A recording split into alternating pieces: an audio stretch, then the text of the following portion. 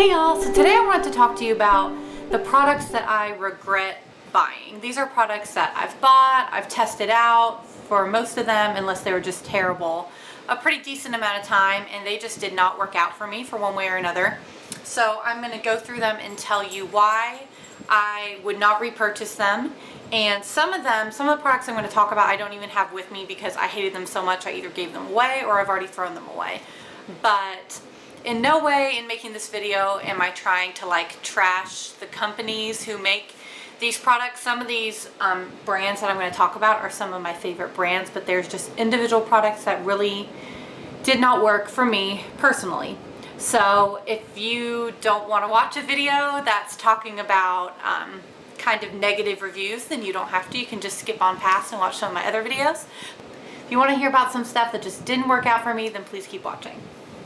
Okay, so first of all, I'm going to talk about two concealers that I have tried and I just ended up hating. The first one is the Rimmel Match Perfection Concealer. I bought it in shade 125 Fair, and not only was it not light enough for me, but this just had the grossest texture of any concealer I've ever tried. There are other drugstore concealers that I like. I like the NYX concealer. I like the Maybelline Fit Me concealer. I like the Maybelline Instant Age Rewind. So it's not that it's cheap, but it feels so cheap. It's so dry, and it does not smooth out on your skin at all. It kind of clumps together in certain places and it's really patchy. I just hated it. I tried it twice and I'm going to throw it away after I make this video because I just hate it that much. The next one is the Kat Von D Lock-It Tattoo Concealer. I love Kat Von D's makeup brand. I love her Everlasting liquid lipsticks. I think that most of her products are really beautiful, and I've tried the Lock-It Tattoo Foundation and I really liked it, and there is a shade that is light enough for me. That is a super full coverage foundation, but this is the lightest shade that they make. This is in shade Light 16. And it's just way too dark for me. Even like all the way in the summer, let's say I went out in the sun a ton and got some color. I'll swatch it for you on the back of my hand. It's just too dark. So I'm not able to use it because of that, and it really stinks because it does really stay in place. It doesn't budge. One of my friends uses this as her under eye concealer, and that's what kind of turned me on to try it. And because of that, I went ahead and bought it. We're very similar skin tone, so I bought this. I've had this for over a year, and I've been holding on to it just in case, I don't know, I magically get darker, or it wasn't cheap, so I don't want to throw it away, but it's just way too dark for me. I can't even use it on blemishes because it just sticks out like a sore thumb. So I regret buying this just because it's not the right color for me. If they could come out with a shade that's as light as their lightest foundation shade, it would be perfect and I would definitely buy it and use it.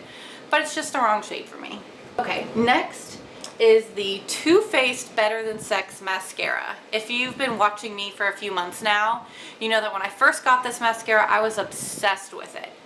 And in general, it's not a bad mascara in the sense that it does make my lashes really big and fat. It has the type of brush that I like, which is just like the regular bristles, but it's kind of like a helix shape. So it really grabs onto your lashes and makes them big and fat, which is what I'm going for. But this is definitely not long wearing. If I wear this for more than like even 2 hours, it starts to flake off and get all over my face, and then you have little mascara flakes all over your face, and that's not cute. And then if you try to rub it off, my under eyes get gray, and that is just really, really disappointing because I love the way it makes my lashes look. I've considered trying out the waterproof formula to see if that's more long wearing and if it doesn't flake off, but I don't want to spend the money on it. So I don't know. I loved it when I first got it, because when I initially put it on, it's just like hallelujah amazing. But I hate that it flakes off. I can't wear it to work. I definitely wouldn't wear it like out at night, or if I was going to be, I don't even know. I don't see when I would wear it that I'd only have to wear it for like an hour or two. So I've been holding on to it, but I don't use it anymore because of that reason. Next, okay, the Stila Smudge Stick Waterproof Eyeliner. I bought this one day because I was in Sephora and they were out of my favorite Urban Decay Perversion eyeliner. That is my go-to. And the sales lady said, I actually like the Stila one better. It's black, it's really smooth, you should try it. So I said, what the heck, they were like similar price range, so I tried this one out. It's not a terrible eyeliner. It's a black, long-wearing eyeliner. But the formula is so waxy that it doesn't really go on very creamy. I find myself having to really work it to get it on and get it as dark as I want. And then when I'm going over it so many times, it's almost like it's taking off my eyeshadow underneath because I'm having to press so hard. So that's kind of disappointing. I haven't found myself reaching for this at all. I definitely want to go back and buy another one of my Urban Decay Perversion, the 24/7 all-nighter eyeliners, because that is just my favorite eyeliner ever, and I don't think I'm going to go back and repurchase this. They do have this in some really pretty colors. They have a really gorgeous like cobalt blue that I considered trying. They have a really pretty gray color, but the formula is just kind of disappointing. So for that reason, I don't think I'm going to repurchase this. All right, I have heard a lot of good things about the Rimmel Kate collection. For Kate Moss came out with some lipsticks, I guess, with Rimmel. If you watch Zoella on YouTube, she loves kind of that cranberry color. I couldn't find that, but I wanted to find kind of like a rosy nude color. I've been kind of on the hunt for that for a while. So a few months ago, I picked up the shade 08. I thought it would be just kind of a pretty mauve-y color. I'll put it on the back of my hand. I thought it would kind of be like a My Lips but better. But in there, it kind of looks pretty and pink, but on me, it just turns very brown. It looks very kind of ruddy and not cute. I can't really do the whole Kylie Jenner lip thing. I just feel like my lips look dirty. I'm not into it. But I thought this would be kind of just a pretty rosy color, just kind of neutral, but it ended up looking really gross on me. I didn't like the formula. It was really dry. I like matte lipsticks. Right now I'm wearing a Milani matte lipstick in Matte Orchid and I love it. I'm not against matte lipsticks, but the formula was just really dry and kind of crappy. I didn't like the way it felt on my lips and I hated the color. So I regret buying this. I don't know what I thought I was doing buying a new lipstick in the first place, but I do regret buying this. All right, and let's talk about a foundation. I actually don't have it in front of me because I gave it to my sister Courtney, but the NARS All Day Luminous Weightless Foundation. It's been talked about a lot on YouTube. A lot of people love it. A lot of people hate it. I really thought I was gonna like it because I really do like the whole serum foundation thing. I love the Bare Minerals Bare Skin Foundation. I like kind of the feeling of the serum foundation, so I really thought I was gonna like it.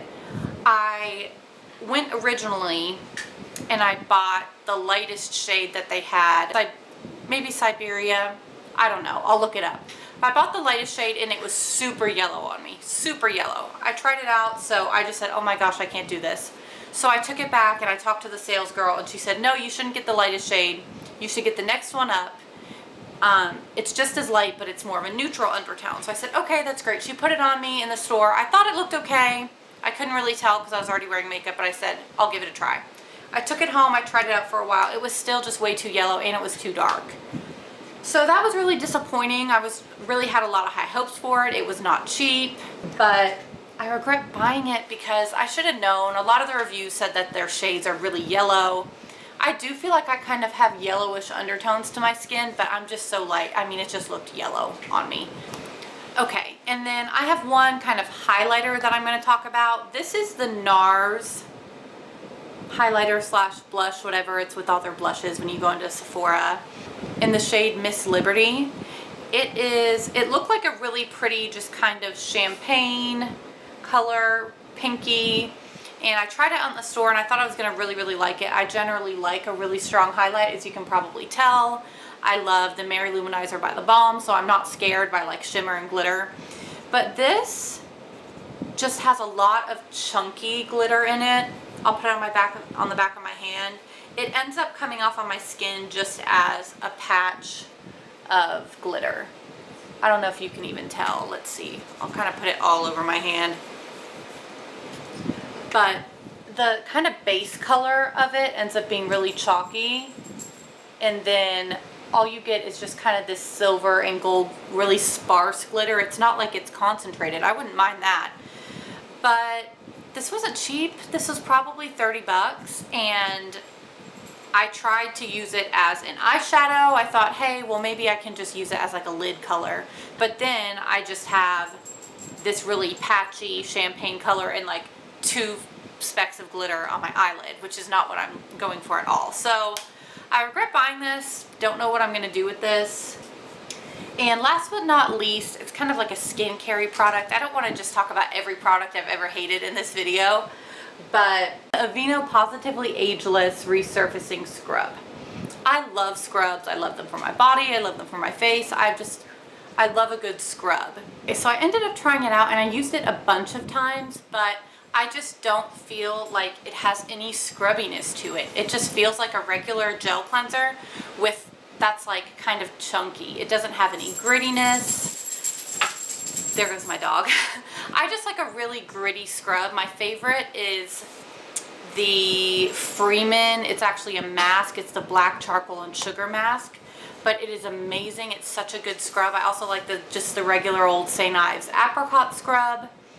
But this was just like a regular old cleanser for my face, and I just didn't feel the need to use it. Why put another product in my face if I don't feel like I'm getting anything out of it? So I regret buying this. I just feel like it's stupid. Don't call it a scrub if it's not a scrub. Alright, so those are all the products that when I sat down today and wanted to make this video immediately came to my mind. Products that I regret buying. That's definitely not every makeup product I have ever hated, but just recently, probably within the past 5 or 6 months or so, those are the products that I have come across and bought and tried that I just really did not like, didn't work out for me. If you love them, there's nothing wrong with that. Good for you. I'm glad that they worked out for you, but they just did not work out for me. So if I can save someone else the hassle of going out and buying stuff that they're not going to end up liking, might as well do it. So if you like any of these products, write me that down below. If you hate them, let me know that down below. But I kind of like watching these types of videos because I just like really reviewing products before I buy them. I don't like to waste my money, which is why I'm so frustrated that I bought these and wasted my money. But I hope that you learned something from this video and enjoyed watching it. Please subscribe to my channel if you're not already subscribed, and follow me on Twitter, Instagram, Snapchat, all that fun social media stuff. I will put those down below. But I hope that y'all are having a great day, and I'll see you soon.